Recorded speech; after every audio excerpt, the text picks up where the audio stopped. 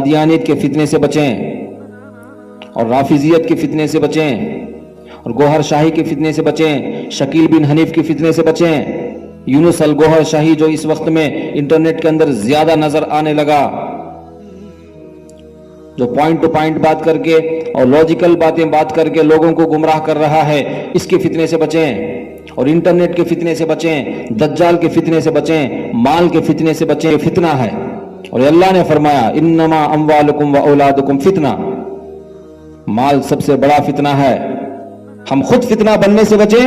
اور دوسروں کو بھی فتنوں سے بچائیں۔ ہم خود بھی فتنہ بننے سے بچنے کے لیے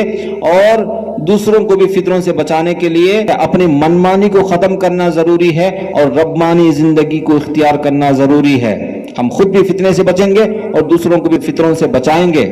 ہم نبی علیہ السلام کی سیرت پڑھیں، صحابہ اکرام کی قربانیاں پڑھیں، تابعین اور تبع تابعین اللہ کے سچے اور پکے بندے زندگیاں بسر کی ہیں، ان کی زندگیوں کو پڑھیں، کتابیں پڑھیں، وقت لگائیں، نبی کی سیرت پڑھنے کے لیے وقت لگائیں۔ موبائل یوز کرنے کے لیے جتنا وقت لگا رہے ہر نوجوان، لڑکی اور لڑکا، مرد اور عورت، سب اپنے موبائل میں جتنا وقت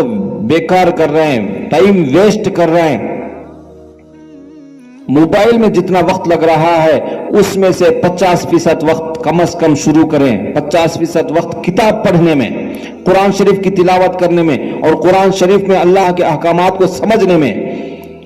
اور قرآن کا جو میسج ہے اس میسج کو سمجھنے میں، قرآن کا جو پیغام ہے اس پیغام کو سمجھنے میں لگائیں۔ ایسا نہیں کہ موبائل استعمال کرنا ہی چھوڑ دیں، نہیں، موبائل بھی استعمال ہو لیکن صحیح طریقے سے ہو، صحیح معنوں میں ہو۔ اور 50% وقت جو بیکار اور گناہ کما رہے ہیں موبائل سے، وہ گناہ کے وقت کو ہم نیک اعمال میں لگائیں، قرآن کی تلاوت میں لگائیں، قرآن کے پیغام کو سمجھنے میں لگائیں، حدیث کی کتابوں کو پڑھیں، نبی کی سیرت کو پڑھیں، صحابہ کی قربانیوں کو پڑھیں، اور اس وقت جو اکابرین زندہ ہیں، اللہ کے اولیاء جو زندہ ہیں، ان کو فالو کریں، دعوت و تبلیغ کے اندر وقت لگائیں، اور دعوت و تبلیغ کے جو اکابرین اس وقت زندہ موجود ہیں، اللہ کی بہت بڑی نعمتیں ہیں یہ، ان کی قدر کریں۔ ایک کے بعد ایک، ایک کے بعد ایک اولیاء کرام اس دنیا سے پردہ فرما رہے ہیں، ان کی قدر کریں، جو زندہ ہیں ان کی قدر کریں، ان کی بات کو مان کر چلیں، ان کی رہبری اور سرپرستی پر اپنی زندگی کو بسر کریں، اور خانقاہی سلسلہ اور خانقاہی نظام کے جو اکابرین موجود ہیں اس وقت زندہ ہیں، اللہ کی بہت بڑی بڑی نعمتیں ہیں، ان کی قدر کریں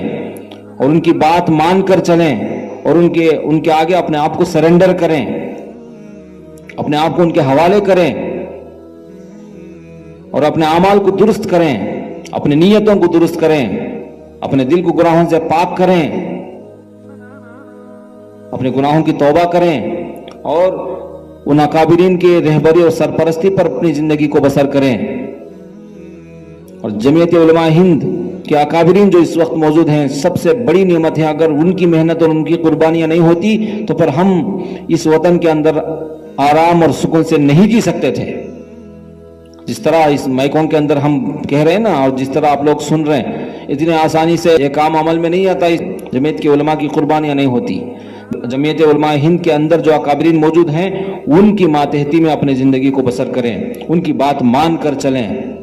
وطن کی حفاظت کے لیے، ایمان کی حفاظت کے لیے جو کچھ بھی کہہ رہے ہیں ان باتوں کو مان کر چلیں،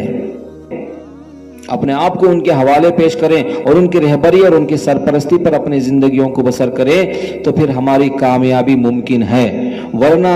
ان فتنوں کے دور میں ہماری کامیابی ناممکن ہے۔